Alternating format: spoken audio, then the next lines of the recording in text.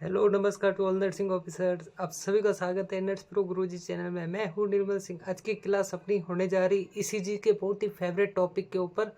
वो टॉपिक का नाम अपना रहने वाला है एयरटेल फ्लूटर। जब तक आप चैनल को सभी सब्सक्राइब कर ले, और मैं बता देता हूँ कि एयरटेल फ्लूटर के अंदर अपन पढ़ने वाले most common, list common, confirm diagnosis, gold standard diagnosis, ये पढ़ने वाले।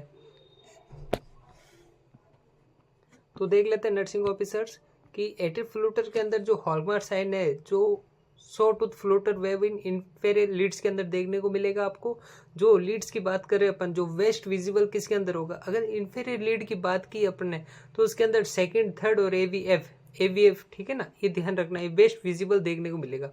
इसके अंदर बात करेंगे मोस्ट स्पेसिफिक रेट की, तो मोस्ट स्पेसिफिक रेट होने वाली अपने अंदर एयरटेल फ्लूटर के अंदर, ठीक है, जो रहने वाली है 250 से 350 पर मिनट।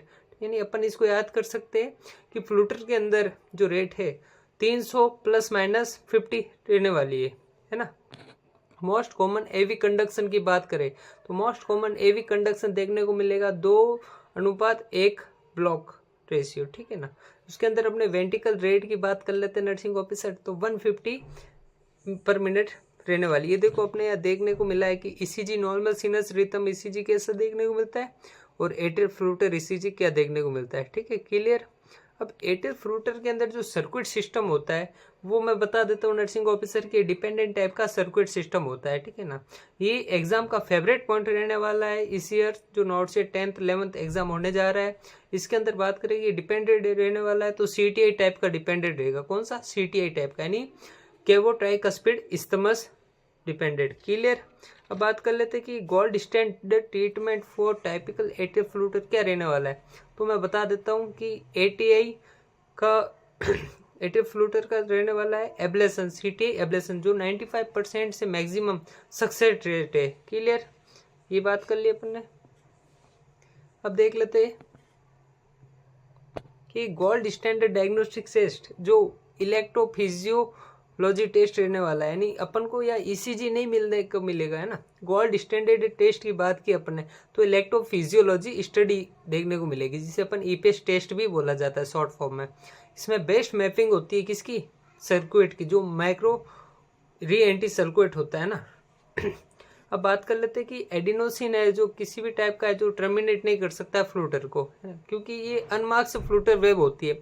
ये मार्क्स फ्लूटर वेव होती है तो अपन उसको मान सकते हैं, ट्रीटेबल कर सकता है एडिनोसिन, बट एडिनोसिन इसके अंदर ट्रीटेड नहीं कर सकता है टर्मिनेट फ्लूटर को। ओके, और क्लियर।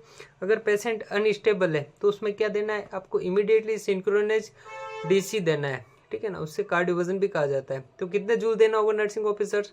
तो मैं बता देता हूँ कि 50 से 100 जूल देना होगा। ये प्रायोरिटी लाइफ सेविंग स्टेप्स होता है कि भाई अनस्टेबल पेशेंट वाला भी क्वेश्चन पूछा जा सकता है आपसे, क्लियर। अब बात करते हैं कि स्ट्रोक रिस्क है, जो एयरटेल फिब्रिलाइजेशन में रिस्क देखने को मिलता है, जितना कि जितना आपको यहाँ पे देखने को मिलता है, ठीक है। इसमें रिस्क को कम करने के लिए स्ट्रोक की आपको एंटीकोगुलेंट थेरेपी देनी पड़ेगी, जो मैंडेटरी रहने वाली है, ठीक है। एयरटेल फिब्रिलाइजेशन का पिछले ईयर पूछा गया था नॉट से 7th के अंदर, मेंस के अंदर। और अभी एंटीकोगुलेंट में आपको बता देता हूँ कि भाई एयरटेल फ्लूटर के अंदर भी देने को मिलेगी, वो भी मैंडेटरी रहेगी ना। कंटिन्यू थेरेपी चलानी होगी ये पेशेंट को, और ये स्ट्रोक्स को प्रिवेंशन करती है, रिस्क को प्रिवेंशन करती है, वरना इरेगुलर हाइपरटेंशन होगा, ठीक है, उसके कारण स्ट्रोक का रिस्क बढ़ जाएगा, है ना nursing officer. Most common symptom की बात करें तो पाल्पिटेशन देखने को मिलेगा पेशेंट में, ठीक है ना। अगर लिस्ट कॉमन सिम्टम की बात करें तो पेशेंट के अंदर चक्कर देखने को मिलेगा, यानी सिनकोप आएगा, क्लियर। Thank for all. ये आपको क्लास अच्छी लगी हो तो वीडियो को लाइक करें, सब्सक्राइब करना बिल्कुल ही ना भूलो, और अपने दोस्तों को शेयर करें।